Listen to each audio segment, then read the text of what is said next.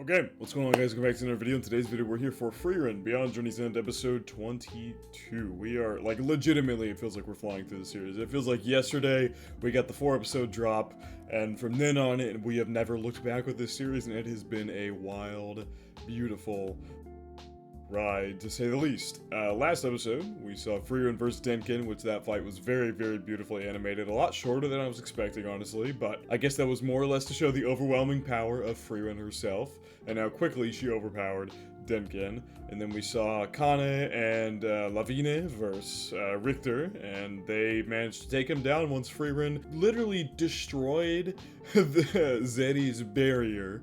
Literally destroyed the barrier, and then Kane took advantage of the rain and absolutely destroyed Richter with one spell. And Frieren herself even said that she wouldn't want to fight a water-based mage when it is raining out. Not sure if that's supposed to signify anything that's going to happen later on, but it could be interesting to say the least if it continues to rain in this area. They've made a point to show that, like, every day of the test, it was raining in this area, so it seems to be an area that rains pretty frequently, so we'll see how that goes.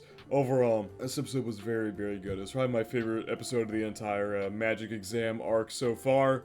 And from the description, I don't usually read episode descriptions, but I just happened to read this one before I started recording. This one seems like it's going to be more of a slice of life downtime episode in between this exam, the past exam, and the next exam. So I'm fine with that. We get a little bit of a laxed episode after how intense the past couple episodes have been. So per usual, feel free to check out the Patreon and Discord links here in the description for both of those. The Discord will talk about this show, Delicious in Dungeon, Dangers in My Heart, any show you can imagine. We just have an overall really, really great time in there. And then for the Patreon, it's typical reaction Patreon. You get uncuts of all of my videos. So feel free to go and check either of those out of your own will. Well, without further ado, hop straight into Frieren, Beyond Journey's End, episode 22. Was that like a child? What on earth? Lounge. Like I said, I'm gonna have to hear. Most of these names are German, so I'm gonna have to hear. Like, their names are not German names. The names are German words because these are not, like, from what I've been told, most of the names in this series that are German are not actually German names. They are just German items being used as names. Anyway, we've got this party here, which has Lange. Maybe I'll have to hear her name. We've got Methode and Ton. We've got our party here. We've got FERN's party, Warbell's party, and Denkin's party. Oh, yeah, we saw this one, too. This is the party that grabbed the steel off the guy's back. Or off the guy's ass, I think it was, actually. Interesting how they didn't show us all the parties. Yeah, the title of the episode also kind of gives off the we're gonna have a downtime episode vibe. Future enemies. Oh god, Stark's peaceful time alone is coming to an end here. What? Oh my god. Why are they knocking so aggressively? Damn, they did not need to animate my man putting on his shoes like that. Why was she knocking so aggressively? Uh-oh. He's gonna give him bad impression. Hey, my man was enjoying. Oh god.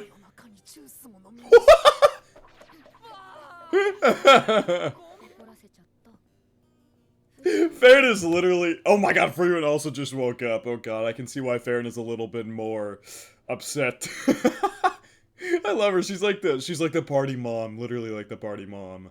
Well, for Frieren, and then for Stark, she just refuses to let him get into any possible bad things. They're adorable, by the way. The way she was bopping him on the back was so cute. FERN is now upset.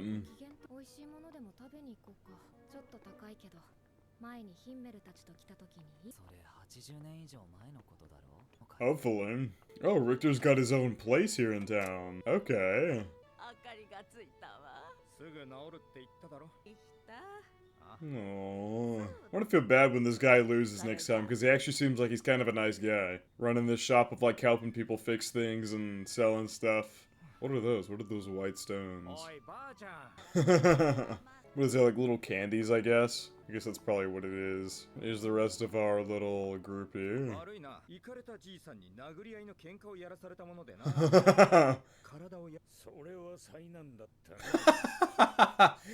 Interesting how a lot of our groups are kind of staying together, and even though they're going to be fighting during the next part. Was that like a little donut? Ingratiating yourself to me wouldn't hurt. Using his fame there a little bit.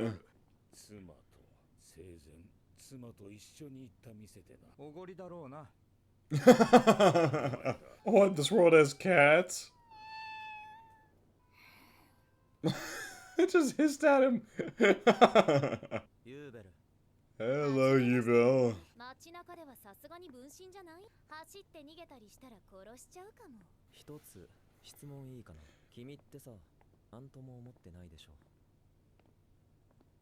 Not at all.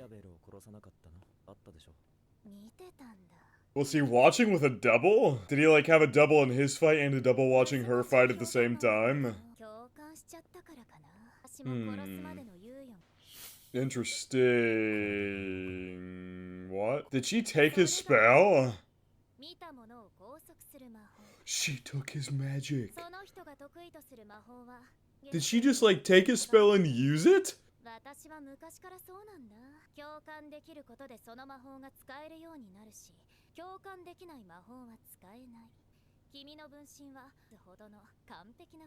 Capable of everything you are. I love how the interaction with Denkin, Laufen, and Richter felt so wholesome, and this one feels like infinitely more tense. But, damn, Yubel just took that spell and used it instantaneously here. And she is like showcasing to him that she can use it.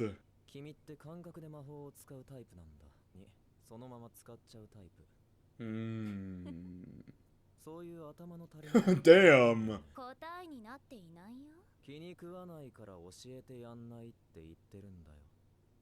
Yeah, like I said, a lot more tense here than the other interactions.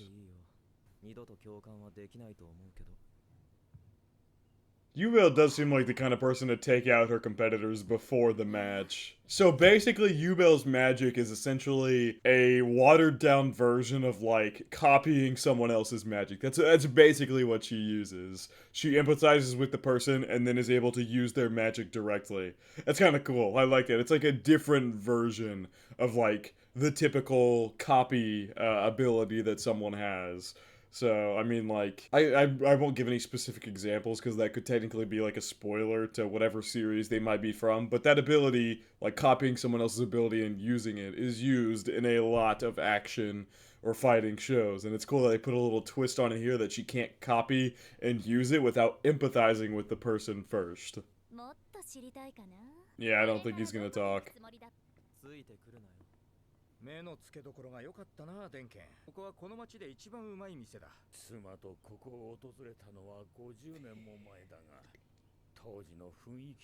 God damn. If it hasn't changed in 50 years, it must be like a generational restaurant? Okay, FERN is here.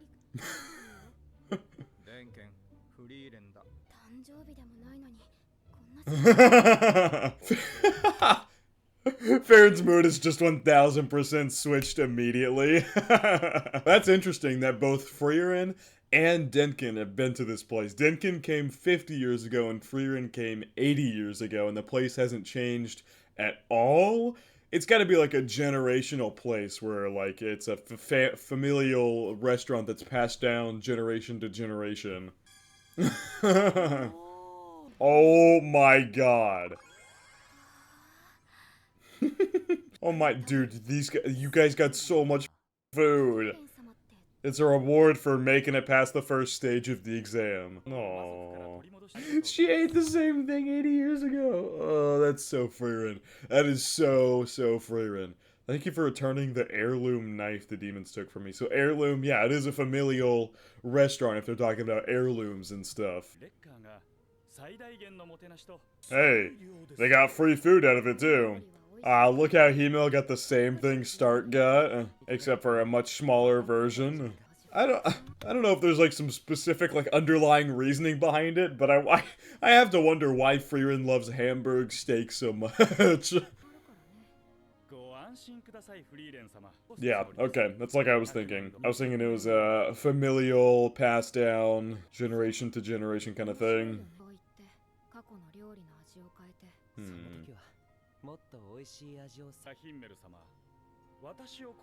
Oh god, this guy's very confident in his cooking.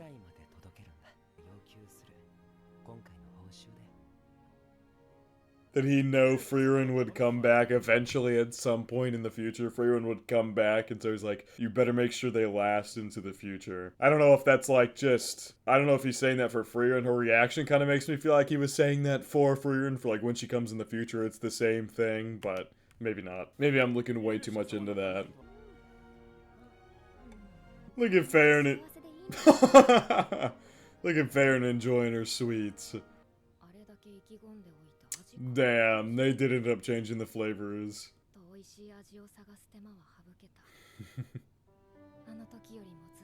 It's way better now than it was back then. Wow. I mean, yeah, it's been 80 years. Flavor stuff has probably improved pretty significantly.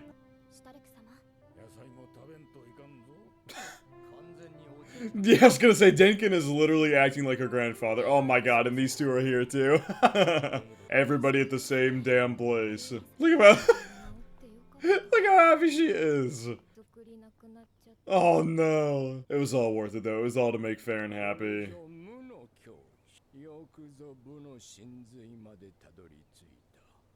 Oh, start getting some training.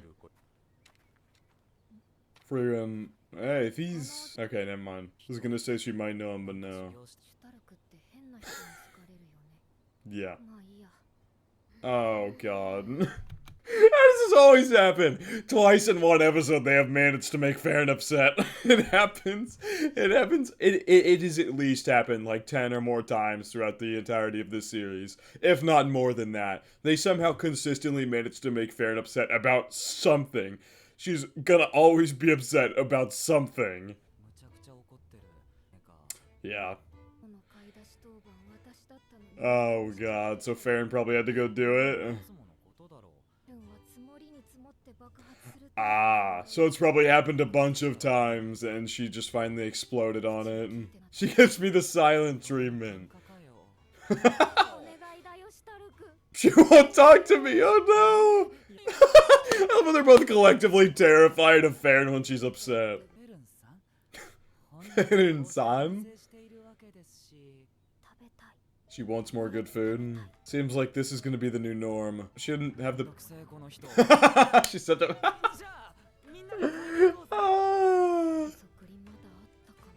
Frieren using up every last bit of her savings. Is that gonna be a new thing? Whenever FERN gets upset, the way to alleviate her anger is to just buy her some sweets or some good food or some snacks. Oh yeah, we never fought them. And he's with a good bit of his party too. Or, I say good bit of his party as if it wasn't a party of 3 people. He's with one other person from his party. What are they trying to do? Oh, damn. Oh, look at her all dressed up.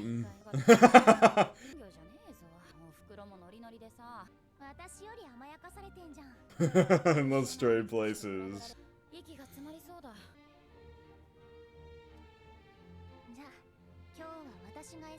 Little Miss Lavine. Okay, yep. I had a feeling that was coming. I had a feeling. Oh, we're back to our group buying FERN some snacks. I was gonna say FERN and somebody else, but nope, they're just buying them for her. Gotta alleviate the grumpiness. Little Stark is trying to stay out of the crossfire.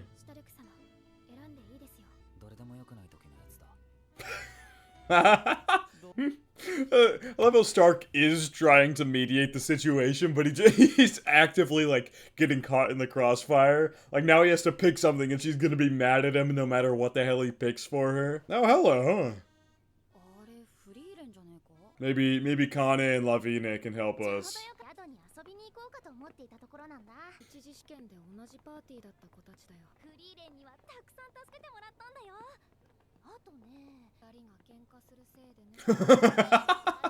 I don't feel comfortable being surrounded by girls. Oh, well, there you go.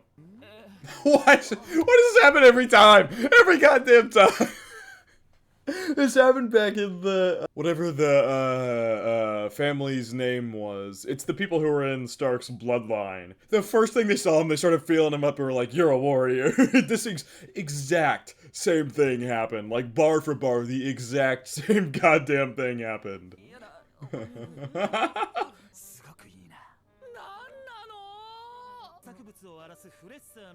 Eliminate a fresser, okay. FERN sold him out instantly. I could hardly believe he was the same person. Makes sense. Oh, they got her a little gift. I love how Stark was literally in the middle of saying that he's not comfortable being surrounded by this many chicks, and the second he says that, Warbill picks him off and drags him away to go fight on the front line of some place.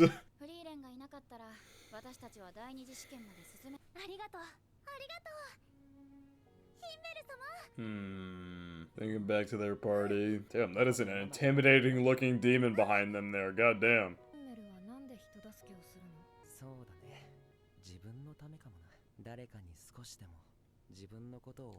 I want people to remember me.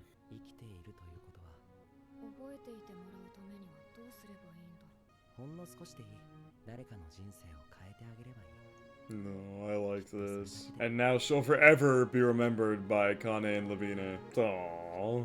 Look at them enjoying their snacks together. Oh, look at that little smile. That was really sweet. That was really sweet. God damn it, man. That should not have made me tear up. My eyes started getting blurry, so I couldn't read the subtitles. FERN will always be put in a better mood by sweets. Oh no! And she's immediately upset again.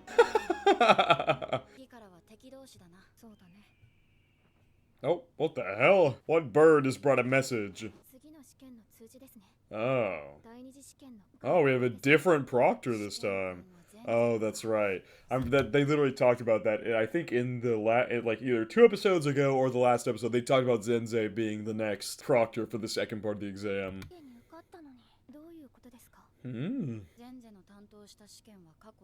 Has literally anybody passed? What? Oh god. Really? This next part should be good. I like this episode, though. Was Laufin eating the donuts again?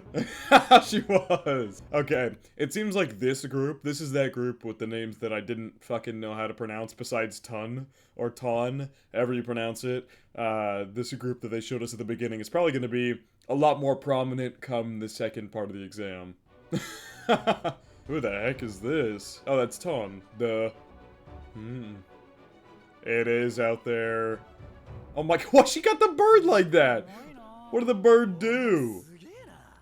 I like how Stark and Warbill were getting along there.